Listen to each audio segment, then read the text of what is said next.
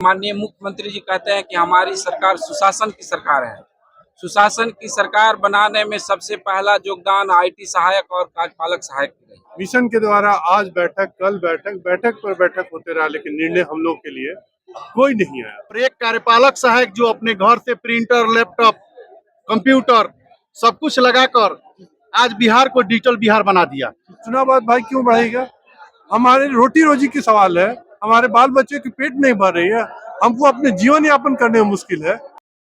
नमस्कार दोस्तों, अभी हमारी मौजूदगी पटना के गर्दनी बाग में है और यहाँ पर आईटी एवं कार्यपालक सहायक संयुक्त मोर्चा के बैनर तले लोग जो कर्मी हैं वह धरना पर बैठे हुए हैं। सरकार से कई सारे उनकी मांग है। चलिए क्या क्या मांग है उन लोगों से बात करते हैं और जानने का प्रयास करते हैं। भारी संख्या में कार्यपालक सहायक और आईटी सहायक पटना के गर्दनी बाग। ये बता दें कि आज हम लोग का जो है धरना, ये सामूहिक अवकाश का प्रथम दिन है। इस प्रथम दिन में आने के लिए मिशन ने हमें बाध्य किया और बात ही नहीं किया, पूरे हम लोग भूख हड़ताल तक भी जाएंगे, इसकी कहीं कोई शक नहीं है।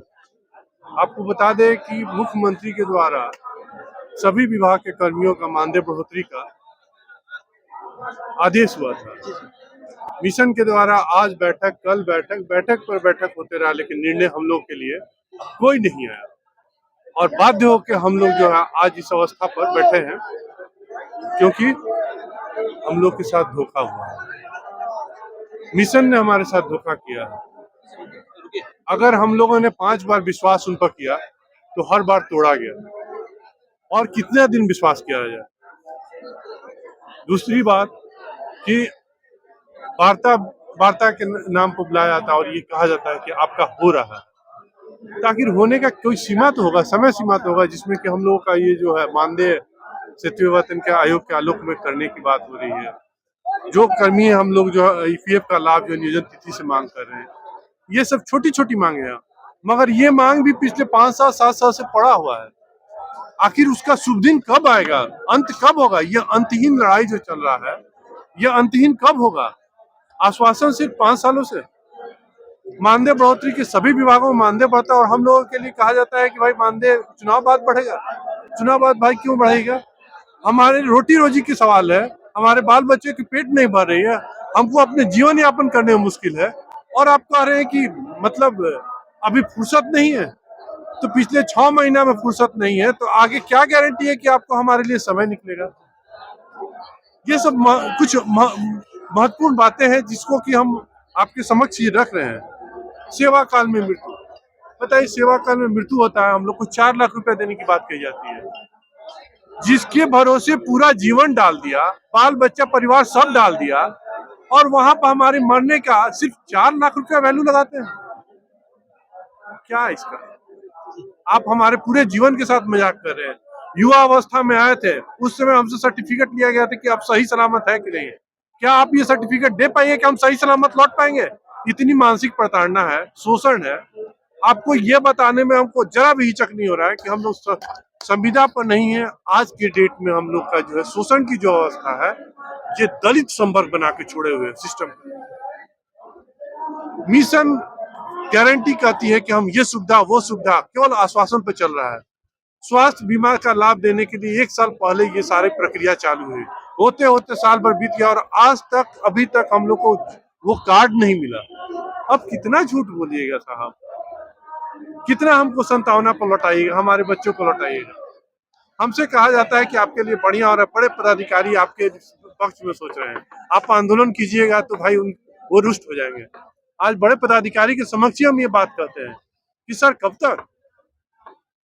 1 साल कम होता है क्या? 5 साल कम होता है क्या?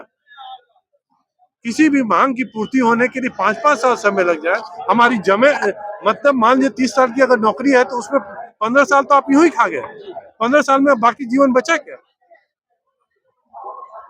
कल हम लोग युवा थे, हम लोग की ठीक है खर्चा कम थे, आज तो हम लोग परिवार वाले हो गए। किसके भरोसे हम लोग रहेंगे? 10 से 5 ही नहीं काम करते। आरटीपीएस में आज बैठा हर बंदा रात रात भर जग के काम करता है। आप कहते हैं कि हमारा काम नहीं हुआ तो आप लोग को कार्रवाई होगी, और रात भर बच्चा काम करता है, लेकिन आपका ये फर्ज नहीं बनता है कि वो आरटीपीएस का साइट बढ़िया चलाए। हम ये कौन जिम्मेवारी लेगा? कार्रवाई करने के लिए तो सब कुछ कोई सुविधा देने के नाम पर ये तो कर रहे हैं हम। आर्थिक शोषण, शारीरिक शोषण, मानसिक शोषण, ये सारी चीजें हो रही है हम लोग के साथ। हम लोग का दलितों से बुरा व्यवहार किया जा रहा है आज मिशन के द्वारा। आज के बाद कभी भी आचार संहिता लग जाएगी, फिर आपकी बात अगर नहीं सुनी जाती है तो फिर आगे क्या करेंगे आप? जो करना होगा करेंगे। आचार संहिता लगेगी, हम लोग बैठ के अब उनको जो भी निर्णय लेना है ले लें, ताकि मुख्यमंत्री को भी बात जाए, मंत्री विधायक सब लोग को बात जाना चाहिए। क्योंकि आज की डेट में हम लोग पिछले 3 महीना से और 4 महीना से मुख्यमंत्री, माननीय उप मुख्यमंत्री, माननीय मंत्री, विधायक सबके चरण पकड़ चुके हैं। कोई ऐसा दरवाजा नहीं है जिसको नहीं खटखटाए हैं। अगर नहीं होता है इसके बाद तो मुख्यमंत्री को सोचना है कि उनके पदाधिकारी उनकी बात क्यों नहीं सुन रहे हैं। उप मुख्यमंत्री को सोचना है कि कहने के बावजूद भी हमारे ऊपर कोई सेवा का लाभ क्यों नहीं मिल रहा है। तो काहे का उपमुख्यमंत्री, काहे का मंत्री, इसे नकारा रहने से अच्छा है कि हम लोग नहीं रहे। ये आप सरकार चला रहे हैं साहब, और सरकार की स्थिति है कि आप हमारे लिए कुछ नहीं कर सकते। ऐसी क्या लाचारी है साहब। तो हम इन सब अपनी बातों को आपके माध्यम से ये कहना चाह रहे हैं कि अभी हमारे पर विचार किया जाए। और हम लोग को बिल्कुल, हम लोग ना चाहते हुए भी आज जो स्थिति में हमको आप ला कर छोड़ दिए हैं, ये सिर्फ आप लोग के किए धरे का है। कोई लड़का यह नहीं चाहता कोई यहाँ पर नौकरी करने को इसलिए आया था बाल बच्चा परिवार के साथ, यहाँ पर हम आके रोड पर मांगे, लड़ाई करें। लड़ाई करने का उद्देश्य है किसी का? बाध्य तो आप कर रहे हैं साहब कि हम लोग रोड पर आए। क्या कहेंगे सर?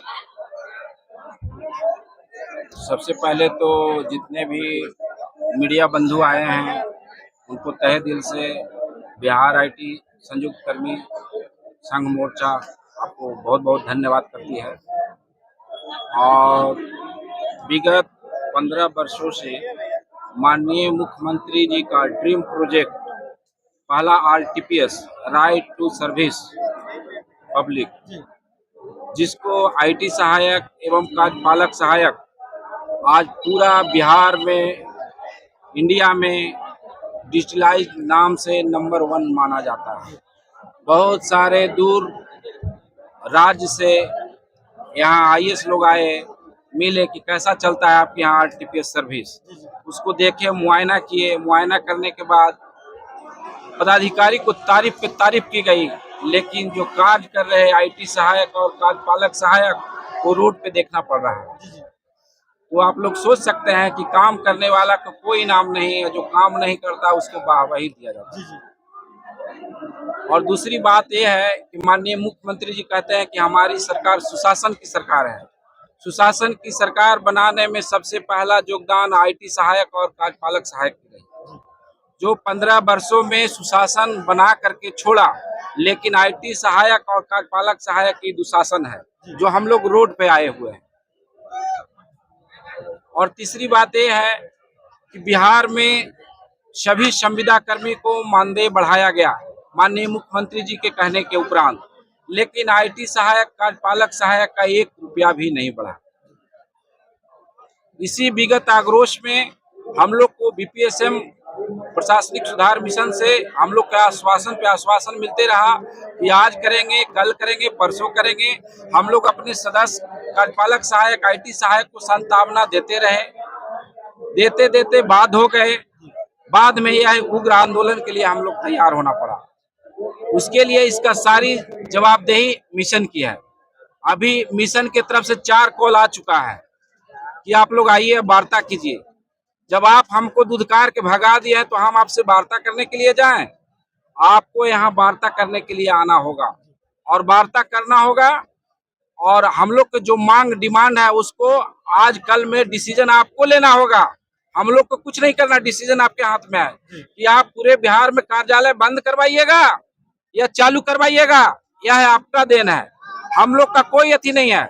हम लोग आपको सारा चीज आपको दे दिए हैं, बाई लेटर में मांग कर रहे हैं। बिहार में सबसे पहला जो बैठक हुआ वो IT सहायक और कार्यपालक सहायक के लिए 87% की बैठक हुई। फिर भी सभी का मानदेय बढ़ गया, लेकिन IT सहायक, कार्यपालक सहायक का 1 रुपया भी नहीं बढ़ा। अब सोचना है, शर्म की बात है। माननीय मुख्यमंत्री जी कहते हैं कि हमारा पदाधिकारी हमारी बात सुनता है। कहाँ सुनती है आपकी बात? आपकी भी बात नहीं सुनती है माननीय मुख्यमंत्री जी। मैं आपको भी अवगत कराना चाहता हूँ। अब सोच लीजिए, निर्वाचन का समय है, हम लोग नहीं चाहते हैं कि निर्वाचन अति महत्वपूर्ण कार्य को बाधित करें, लेकिन अगर इस तरह की रवैया रहा तो हम लोग बाध्य हैं। सारा लेटर दिए हुए हैं, अगर हम लोग पर पूर्ण विचार करते हैं तो इस पर फिर हम लोग अमल करेंगे और खुशी खुशी हम लोग फिर वापस जाएंगे, यही डिमांड है। परिचय, मेरा नाम हुआ ओम प्रकाश सिंह, प्रदेश अध्यक्ष IT सेवा संघ। भारी संख्या में आप लोग जो है मैं कि प्रदेश उपाध्यक्ष मृत्युंजय कुमार,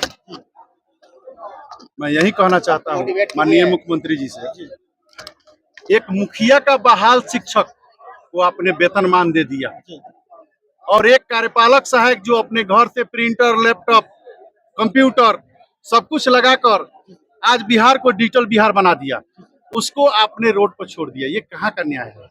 मैं यही कहना चाहता हूँ इस आपके चैनल के माध्यम से कि हम भी आपके हैं और इस बिहार को बढ़ाने में हमारी अग्रणी भूमिका है। थोड़ा हम लोग पर भी नजर कीजिए।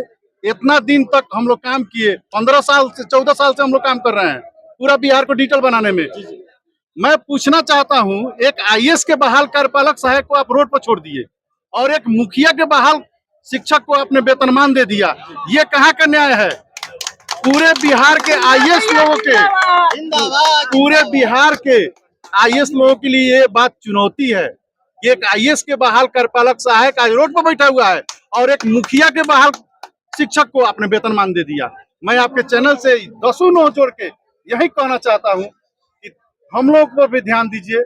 हम लोग भी आपके हैं, हम लोग आपके विरोध में नहीं बैठे हैं, हम लोग अपने पेट के लिए बैठे हैं, जिसके लिए मजबूर सतीश कुमार सिन्हा और सचिन गुप्ता और आनंद शंकर जी ने हम लोगों को मजबूर कर दिया है।